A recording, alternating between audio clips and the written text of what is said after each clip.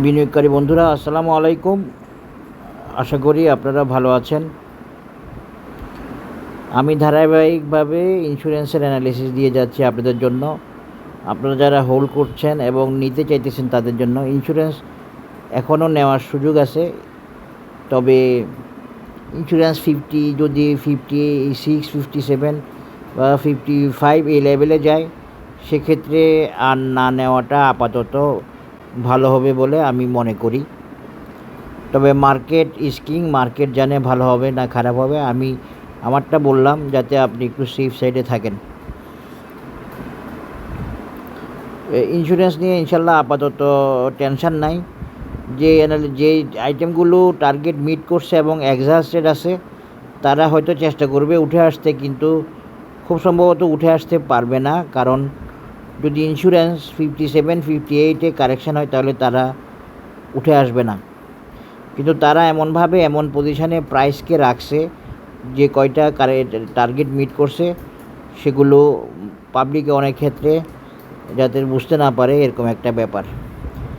আমি আপনাদেরকে একটা কথা বলে দিই আজকে এই অ্যানালিসিসের মাধ্যমে, যারা দেখবেন এটা তাদেরকে, সবগুলো ইন্স্যুরেন্সের মূল টার্গেট হচ্ছে ওই বি পয়েন্টে যাওয়া বা সি পয়েন্টে যাওয়া, যেটা ইন্স্যুরেন্স যাবে বলতেছি 58।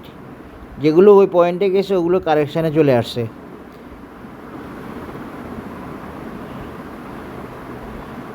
যেগুলো ও পয়েন্টে গেছে সেগুলো কারেকশানে চলে আসছে, তাহলে বা কারেকশানে গেছে মানে এখন বি পয়েন্ট বা সি পয়েন্টটা হচ্ছে ইন্স্যুরেন্সেরগুলোর টার্গেট বা ইন্স্যুরেন্স সেক্টরেরও টার্গেট। এই জিনিসটা একটু ক্লিয়ার করে দিচ্ছি আপনাদেরকে।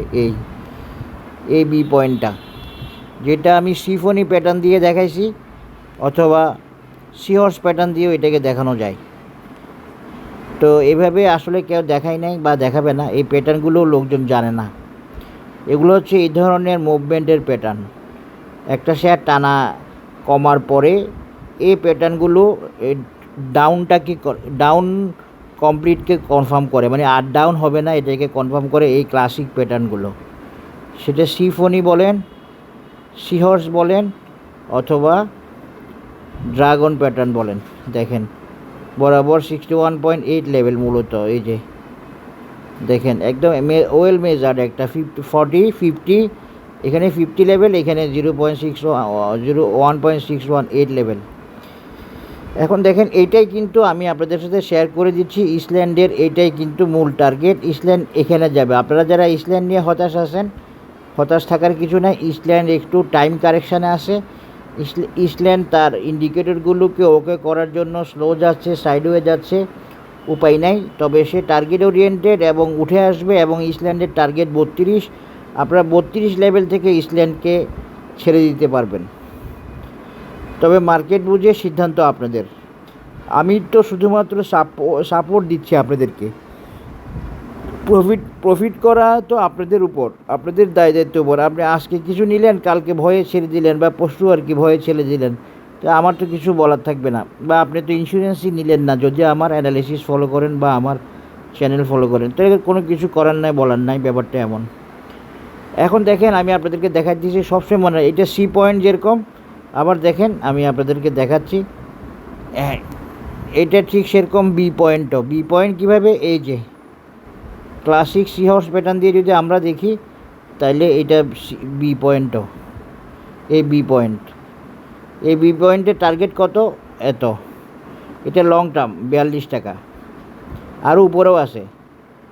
আশা করি বুঝতে পেরেছেন। এই বি পয়েন্ট পর্যন্ত আপাতত ইন্স্যুরেন্সগুলোর টার্গেট, যেরকম ইন্স্যুরেন্স সেক্টরের টার্গেট, যেটা আমি বলে যাচ্ছি বারবার, এগুলো হারমোনিক, এগুলো অনেকটা সিনক্রোনাইজড। হ্যাঁ, তো এরকমই হয়, এরকমই হবে, এরকমই হতে হবে, তাই বলে যে সব যে হবে এমন না, এই আর কি। তো এখন দেখেন নেক্সট রেজিস্ট্যান্স হচ্ছে বেসিক্যালি ইসল্যান্ড ইন্স্যুরেন্সের এই বি পয়েন্টে, যেটা 32 টাকা লেভেল। আশা করি বুঝতে পেরেছেন। এখন আসেন আমি ডিটেলস একটু শেয়ার করি। আপনারা অনেকে কেউ এটার অ্যানালিসিস চাইছেন, আমি এটার অ্যানালিসিস দিই নাই কেন জানতে চাইছেন, এরকম আর কি ব্যাপারটা।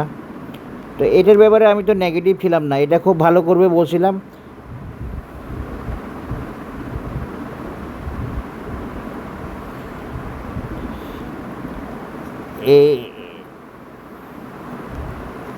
আমি এটার ব্যাপারেও পজিটিভ হব না কেন? আপনারা দেখেন, আপনারা ভালো করে খেয়াল করেন। এটার মতো বুলিশলি কয়টা শেয়ার উঠছে আমাকে বলেন তো? খাড়া 45 ডিগ্রি অ্যাঙ্গেল ধরে কয়টা শেয়ার উঠছে ইসল্যান্ডের মতো? আমার তো পজিটিভ বা আমি কোনো একটা শেয়ারের ব্যাপারে কমেন্ট করলে, ভালো বললে অবশ্যই সেখানে টেকনিক্যাল রিজন থাকবে, আমার কোনো পছন্দ থাকবে না। কারণ আমার দ্বারা যদি একজন বিনিয়োগকারীর ক্ষতি হয় তাহলে আমি কিন্তু দায়বদ্ধ হব আমার আমার ব্যক্তি স্বার্থে বা আমার ভুলে, ইচ্ছাকৃত ভুলে। মানে আমি যেটা ভুল তো আসলে মানুষ ইচ্ছাকৃত করে না, আমার কারণে বা আমার ইচ্ছাকৃত কারণে যদি লস হয় তাহলে তো আমি দায়বদ্ধ থাকব, আমাকে জবাব দিতে হবে। তো এই যে দেখেন ইসল্যান্ড সামান্য বাকি, হ্যাঁ। তবে ইসল্যান্ডে আপনারা হয়তো, আমি জানি আপনারা দেরি হচ্ছে, আপনারা ভাবতেছেন কষ্ট হচ্ছে, এটা আর কিছু না। আমি দেখাই দিচ্ছি আপনাদেরকে, সব ওকে হয়ে যাবে, আমি দেখাই দিচ্ছি। ইসল্যান্ড 28 লেভেলে গেছে, 32 টার্গেট। এখানে আমি এখন ইচিমোকু নিচ্ছি, ইচিমোকু। ইসল্যান্ড মূলত এই ইচিমোকু ক্লাউডের কারণে কনসলিডেশনে আছে বা কনসলিডেশনে ছিল। খেয়াল করেন এই ইচিমোকুতে দেখেন আপি buy signal, up trend, bullish, future cloud, green. কিন্তু এমএসিডিতে দেখেন ইসল্যান্ডের divergence, MACD down, island position ধরে রাখছে বা আপ। এটা একটা ভালো দিক। তো ইসল্যান্ড এমএসিডিটাকেও একটু গোছায় নিক কয়েকদিনে, এই জন্য ইসল্যান্ড টাইম নিচ্ছে কয়েকদিন গোছায় নিতে। যদি পারে আরও 2-3 দিন টাইম নিতে পারে।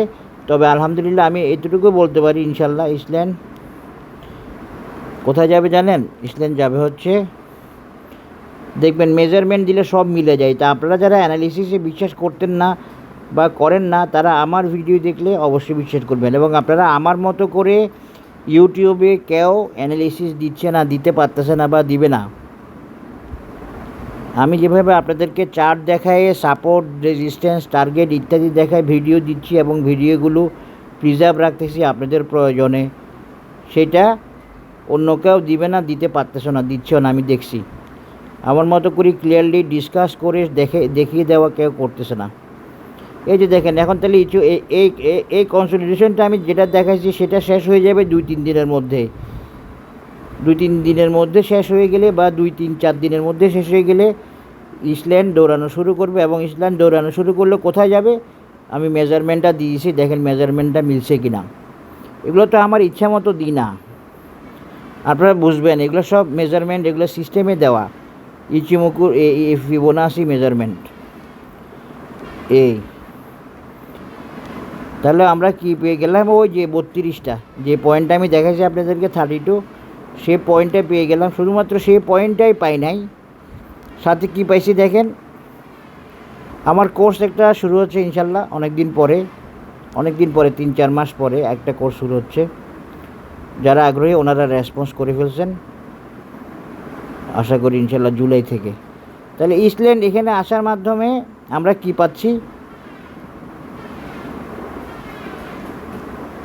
আমরা এখানে একটা রাউন্ডিং বটমও পাচ্ছি। আর কি পাইছি ইসল্যান্ড এখানে আসার মাধ্যমে? দেখেন এগুলো হচ্ছে অ্যানালিসিস, এগুলো বোঝার চেষ্টা করবেন। এই অ্যানালিসিস আপনি অন্য কোথাও পাবেন না, এই চার্ট আপনি অন্য কোথাও পাবেন না, এই প্যাটার্ন পাবেন না। কারণ এগুলো এখনও কেউ সেভাবে ইউজ করতেছে না বা সেভাবে জানে না। আস্তে আস্তে হবে। এটা ক্লাসিক একটা সি হর্স প্যাটার্ন। এই সি হর্স প্যাটার্ন না, এটা একটা ড্রাগন প্যাটার্ন যে আমরা দেখাচ্ছি। এই প্রায় একই মেজারমেন্ট মিলে গেল ইসল্যান্ড ইন্স্যুরেন্সের। রাউন্ডিং বটম, ফিবোনাচি এবং ক্লাসিক সি হর্স প্যাটার্ন দিয়ে আমি স্ট্যান্ডার্ড এই আচ্ছা এটা না, আমি এটা দিই।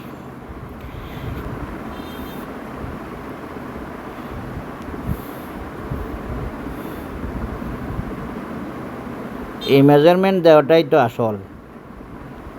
একটা sea horse pattern, classic sea horse pattern এবং রাউন্ডিং বটম এবং ফিবোনাচি। এর চেয়ে ভালো এর চেয়ে ভালো অ্যানালিসিস আর হয় না, এর চেয়ে ভালো নিশ্চয়তা আর হয় না।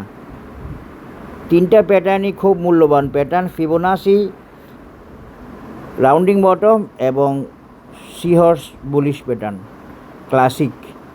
3টা দিয়ে আমরা দেখাই দিলাম ইসল্যান্ডের টার্গেট 32 লেভেল, এবং ইসল্যান্ড সেখানে যাবে। একটু সময় নিচ্ছে, একটু সাইডওয়ে, একটু